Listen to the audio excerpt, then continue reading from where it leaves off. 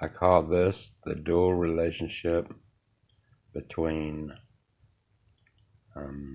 here's a big picture, between puppet interfacing and virtual bodies recursiveness. That's dual adaptive camouflage, puppet light interfacing, and Dual-Televisual telepresent portals, recursiveness.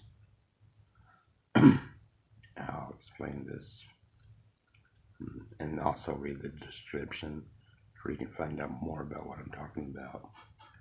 The description will be in this video. Dual adaptive camouflage puppet light interfacing. There's light going in, light coming out.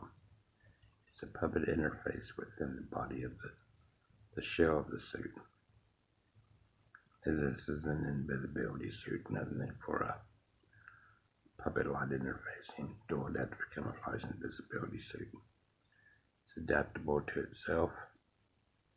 The light changes as it updates in movement, as well as its environment. And the outside of the suit is also considered part of the environment. So it adapts to the environment outside, as well as itself, which is itself is in here.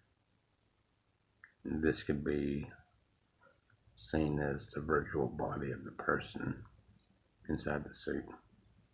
And this is the suit going through its motions through light rays and the changing of the light interface, puppet light interface. Okay, moving on to the televisual portals. This is what I call a televisual portal mirror world topology. This is Bob and his portal.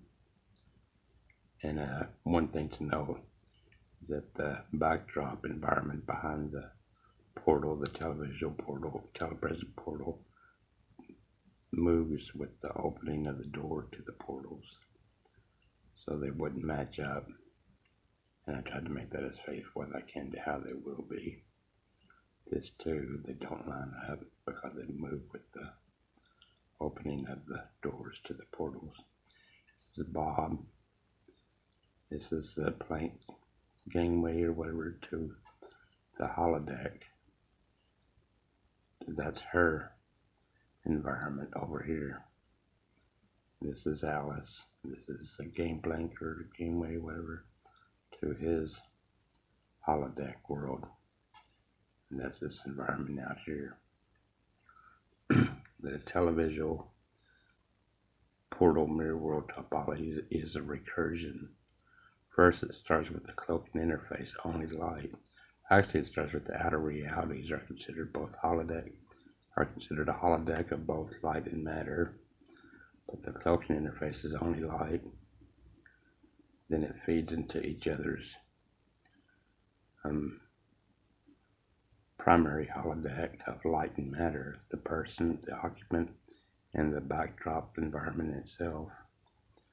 And that feeds into the secondary holodeck of only light. They become their virtual negative selves, which then feeds back into the other person's holodeck. And it goes through recursiveness, a constant recursiveness, similar to the updating of the puppet, the movement of the puppet light interface of the suit. That's where they have their connection.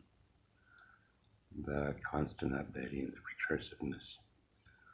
And it's Dual-Televisual. Actually, there's only two parts in each one that relate to each other. The virtual and the real holodecks recursive into each other. But one must have a real environment, an alternate choice between Alice's and Bob's. They can either display Bob's holodeck in both environments when they're together, or they can display Alice's.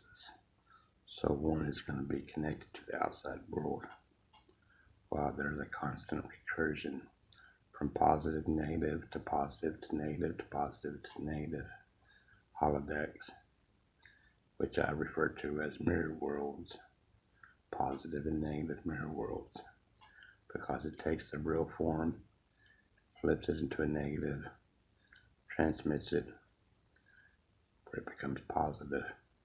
But then that positive virtual form, I colored them yellow, but in real life, you couldn't tell the difference between a real body and a virtual body. Would be sent through with hers, and Alice's, his body, his virtual body, and would land back and overlap his body. I sort of cut this off too small, and I didn't mean to, but his virtual body would overlap his body, while her virtual body would go into his holodeck, secondary holodeck, negative casting, and overlap her real body. And if there was any sort of deformation whatsoever, noticeable, appreciable deformation in any of these perfect interfaces, I believe you would be able to tell an alignment of the person's body and their virtual selves. It would probably appear sort of freaky to see yourself move outside yourself. But I could be wrong about that, but I'm not sure. But there's a chain of mirror worlds if you consider the outside world. We already consider our world a holodeck simulation, so why not consider it in a real sense of holodeck of both light and matter, moving into a cloaking interface that feeds, which is only light, which feeds the backdrop environment of the holodecks in their own respective realities, local realities. And then it just follows the chain from real to virtual, to real again, to virtual, to real again, to virtual, to real again, to virtual. And it follows the recursive mirror world updating. This is the holodecks, the holodeck of hers. You can have two. You can only choose between one at a time. The holodeck of her world, or she can choose the holodeck of his world. Out here, Bob, game playing for whatever Gameway or something. The holodeck. These are one could be the cloaking interface and one could be the holodeck interface, the secondary holodeck interface. But these are the primary holodecks that incorporate both the physical person and the light backdrop of whichever one you want to choose to be the cloaking holodeck, the cloaking interface. So be sure to read the description of this to learn more about what I consider to be a complete understanding